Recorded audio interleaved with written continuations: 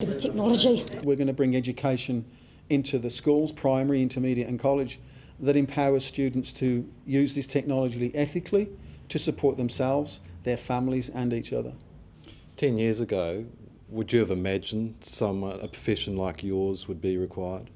Not to the extent that it is today. Certainly 7, 8 years ago we realised that the way this technology is being used, with the emerging of technology and the applications emerging together, a clear example of that is you've got a phone with a camera on it.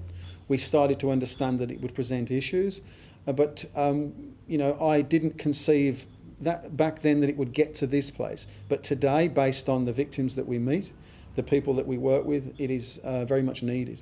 Without specifics, what sort of problems are you dealing with in schools, or are students dealing with in schools? The problems, again, and I understand that schools have a contribution to make to this, but as far as bullying and abuse is concerned, in how this technology is used, it's a community issue.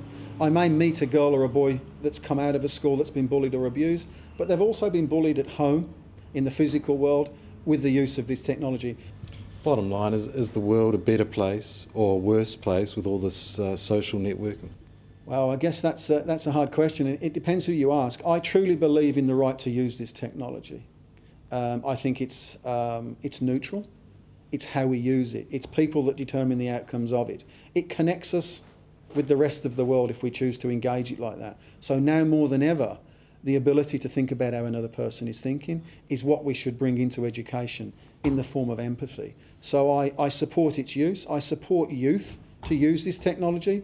I also want parents to understand that if their children get into a situation, not to overreact. I meet many boys and girls that have been bullied and abused relentlessly for 6 or 7 months at a time.